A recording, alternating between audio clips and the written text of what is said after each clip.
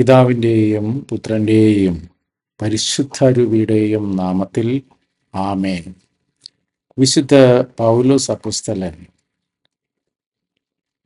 ഫിലിപ്പിയക്കാർക്ക് എഴുതിയ ലേഖനം 2-ാം അധ്യായം 6-ാം വാക്യം മുതൽ ദൈവത്തിൻ്റെ രൂപത്തിലായിരുന്നെങ്കിലും അവൻ ദൈവവുമായുള്ള സമാനത നിലനിർത്തേണ്ട ഒരു കാര്യമായി പരിഗണിച്ചില്ല. തന്നെ തന്നെ ശൂന്യനാക്കിക്കൊണ്ട് ദാസന്റെ രൂപം സ്വീകരിച്ച് മനുഷ്യരുടെ സാദൃശ്യത്തിൽ ആയിത്തീർന്നു. ആകൃതിയിൽ മനുഷ്യരെ പോലെ കാണപ്പെട്ടു. മരണം വരെ, അതേ കുരിശു മരണം വരെ അനുസരണമുള്ളവനായി തന്നെ തന്നെ താഴ്ത്തി. ആകയാൽ ദൈവം അവനെ അത്യധികം ഉയർത്തി, എല്ലാ നാമങ്ങൾക്കും ഉപരിയായ നാമം നൽകുകയും ചെയ്തു. ഇത് യേശുവിൻ്റെ നാമത്തിനു മുമ്പിൽ സ്വർഗത്തിലും ഭൂമിയിലുമുള്ള സകലരും മുട്ടുകൾ മടക്കുന്നതിനും യേശു ക്രിസ്തു കർത്താവാണെന്ന് പിതാവായ ദൈവത്തിൻ്റെ മഹത്വത്തിനായി എല്ലാ നാവുകളും ഏറ്റുപറയുന്നതിനും വേണ്ടിയാണ്. അപ്പോൾ ദൈവപുത്രൻ, ദൈവം മനുഷ്യരൂപം പൂണ്ട് ഭൂമിയിൽ അവതരിക്കുന്നു. ദൈവത്തിൻ്റെ രൂപത്തിലായിരുന്നെങ്കിലും അവൻ ദൈവവുമായുള്ള സമാനത നിലനിർത്തേണ്ട ഒരു കാര്യമായി പരിഗണിച്ചില്ല. കർത്താവിന് വേണമെങ്കിൽ ദൈവത്തിൻ്റെ രൂപത്തിൽ തന്നെ ഭൂമിയിൽ അവതരിക്കാമായിരുന്നു. അതിനു പകരം ഒരു സാധാരണ മനുഷ്യൻ്റെ രൂപം ധരിച്ചുകൊണ്ട്, ഒരു തച്ചൻ്റെ മകനായി ഒരു സാധാരണ കുടുംബത്തിൽ ജനിച്ചുകൊണ്ട് അവൻ തന്നെ തന്നെ ശൂന്യനാക്കി. അപ്പം നമ്മൾ ചോദിക്കുകയാണ്, കർത്താവ് ഭൂമിയിൽ എന്തായിരുന്നു ചോദിച്ചു കഴിഞ്ഞാൽ, അല്ലെങ്കിൽ എന്താണ് പഠിച്ചത്, എന്താണ് സ്പെഷ്യലൈസ് ചെയ്തതെന്നൊക്കെ ചോദിച്ചു കഴിഞ്ഞാൽ ഉത്തരം വളരെ ബുദ്ധിമുട്ടാണ്. കർത്താവ് വലിയ ഡോക്ടറോ എഞ്ചിനീയറോ IAS ഓഫീസറോ മന്ത്രിയോ പോലീസ് ഓഫീസറോ കോടീശ്വരനോ പ്രഭുകുമാരനോ അങ്ങനെ ഒന്നുമായിട്ടല്ല ഈ ഭൂമിയിൽ ജനിച്ചത്. കർത്താവിൻ്റെ വിദ്യാഭ്യാസ യോഗ്യത പോലും ആർക്കും അറിയില്ല. അപ്പം അങ്ങനെ സാധാരണക്കാരിൽ സാധാരണക്കാരനായി ജനിച്ച്, ഭൂമിയിൽ ജനിച്ച്, സാധാരണക്കാരുടെ എന്ന് പറയാൻ പറ്റില്ല, സാധാരണക്കാരിൽ സാധാരണക്കാരായ ചുങ്കക്കാരുടെയും പാപികളുടെയും വ്യഭിചാരികളുടെയും കുഷ്ഠരോഗികളുടെയും അസുഖം ബാധിച്ചവരുടെയും ഒക്കെ മുക്കുവന്മാരുടെയും ചുങ്കക്കാരുടെയും ഇങ്ങനെ എല്ലാവരോടും കൂട്ടുകൂടി അവൻ അകന്നു നിന്നത് പ്രമാണിമാരിൽ നിന്നും അന്നത്തെ പുരോഹിത വർഗത്തിൽ നിന്നും ഒക്കെ മാത്രമാണ് അവൻ അകന്നു നിന്നത്.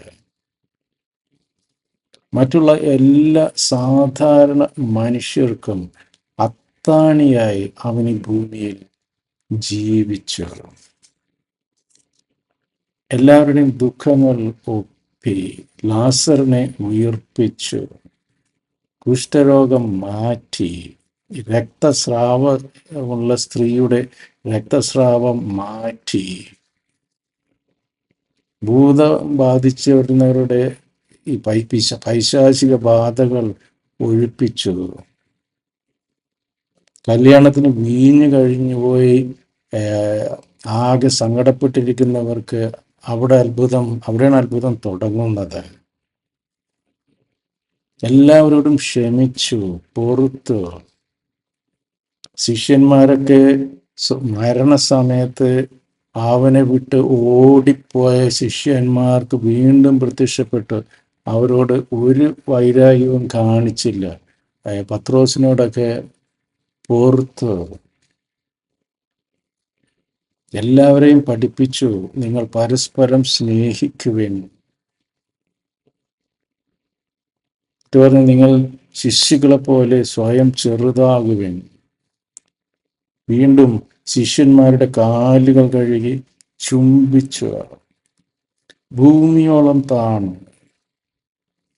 അവസാനം മരണസമയത്ത് പോലും പറഞ്ഞു, ദൈവമേ, ഇവരോട് ക്ഷമിക്കണമേ, ഇവർ ചെയ്യുന്നതെന്തെന്ന് ഇവർക്ക് അറിഞ്ഞുകൂടാ.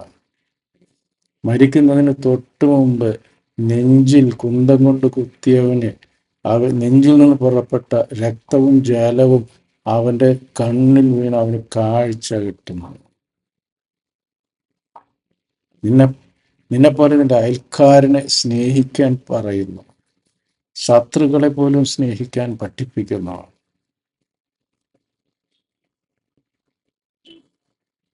അപ്പോൾ നിങ്ങളുടെ ഏറ്റവും വലിയവൻ നിങ്ങളിൽ ഏറ്റവും ചെറിയവനാകണമെന്ന് പഠിപ്പിക്കുന്നു.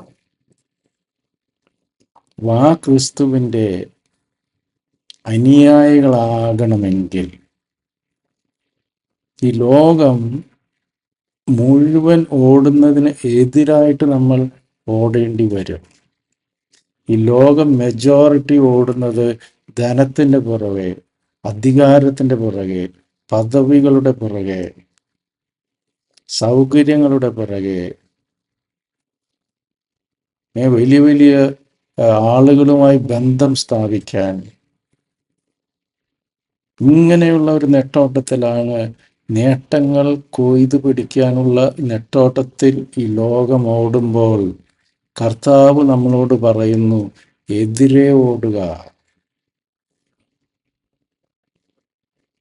മാനവ സേവ ചെയ്ത് സ്വയം ചെറുതാവുക. ദുഃഖിതരുടെ കണ്ണീരൊപ്പുക. ജയിൽ സന്ദർശിക്കുക. വസ്ത്രമില്ലാത്തവന് വസ്ത്രം കൊടുക്കുക. ആഹാരമില്ലാത്തവന് ആഹാരം കൊടുക്കുക. എന്നെ അറിയാത്തവന് എന്നെ പകർന്നു കൊടുക്കുക. നിങ്ങളുടെ ജീവിതം കൊണ്ട് അവരെന്നെ അറിയട്ടെ. ആവശ്യമുണ്ടെങ്കിൽ മാത്രം വാക്കുകൾ ഉപയോഗിക്കുക. ഇതൊക്കെ എന്തൊക്കെ കാര്യങ്ങളാണ് കർത്താവ് നമ്മളെ പഠിപ്പിക്കുന്നത്. ആധുനിക യുഗത്തിൽ ഉള്ള ഇതിന് കൊടുത്തേക്കുന്ന ടെർമിനോളജിയാണ് servant leadership.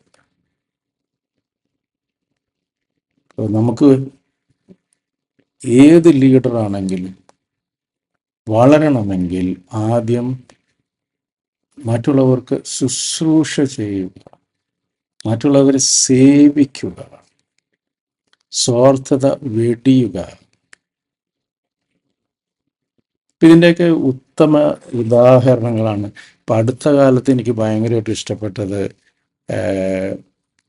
Doctor Jose Periyapuram Padma Bhushan ലഭിച്ചു. പത്മഭൂഷൺ ലഭിക്കുമ്പോഴും ഈ ഡോക്ടറിൻ്റെ സർജറിക്ക് ഡോക്ടറിനെ സഹായിക്കുന്ന നഴ്സുമാരുടെ പടങ്ങൾ നിരന്തരമായി ഡോക്ടർ സോഷ്യൽ മീഡിയയിൽ പോസ്റ്റ് ചെയ്തിരുന്നു. എന്നിട്ട് പറഞ്ഞു, ഇവരാണ് എൻ്റെ മാലാഖമാർ, ഇവർ കാരണമാണ് ഞാനാകുന്നത്, ഇവർ കാരണമാണ് സർജറികൾ വിജയകരമാകുന്നത്. ഡോക്ടറിനെ ക്രെഡിറ്റ് എടുത്തില്ല. ഡോക്ടർ എല്ലാ ക്രെഡിറ്റും ഡോക്ടറിൻ്റെ ടീമിന് കൊടുക്കുന്നു. അതാണ് യഥാർത്ഥ ലീഡർഷിപ്പ്. ആ ഡോക്ടറിലൂടെ ക്രിസ്തുവിനെ നമുക്ക് കാണുവാൻ, ക്രിസ്തുവിൻ്റെ അംശങ്ങൾ നമുക്ക് കാണുവാൻ സാധിക്കുന്നു. ഇതിൻ്റെയൊക്കെ ഉത്തമ ഉദാഹരണമാണ് വിശുദ്ധ ഫ്രാൻസിസ് അസീസി. പ്രഭുകുമാരനായിരുന്ന ഫ്രാൻസിസ് അസീസി സർവവും ഉപേക്ഷിച്ച് ഈ ലെപ്പേഴ്സിനെയും ഒക്കെ ശുശ്രൂഷ ചെയ്യുവാനായി ഇറങ്ങി പുറപ്പെടുന്ന രണ്ടാം ക്രിസ്തു എന്നറിയപ്പെടുന്ന ഫ്രാൻസിസ് അസീസി ദാരിദ്ര്യത്തെ ആശ്ലേഷിച്ചവൻ, ക്രിസ്തുവിനെ ആശ്ലേഷിച്ചവൻ, ആ പഞ്ചശതങ്ങൾ ലഭിച്ചവൻ. ഫ്രാൻസിസ് അസീസിയിലൂടെ ആളുകളുടെ മുട്ടുകൾ മടങ്ങുന്നു, ദൈവത്തെ സ്തുതിക്കുന്നു, എന്നും അവൻ ഓർക്കപ്പെടുന്നു. വിശുദ്ധ മദർ തെരേസ എല്ലാം ഉപേക്ഷിച്ച് ഇറങ്ങി. കയ്യിൽ 10 രൂപ മാത്രമാണ് ഉണ്ടായിരുന്നത്. പാവങ്ങളെ ശുശ്രൂഷ ചെയ്തപ്പോൾ കർത്താവ് മദറിനെ കൈപിടിച്ച് നടത്തി. അവസാനം നോബൽ പ്രൈസും വലിയ വലിയ സമ്മാനങ്ങൾ. മരിച്ചപ്പോൾ ലോകരാഷ്ട്ര തലവന്മാർ ഇന്ത്യയിലേക്ക് വന്നു.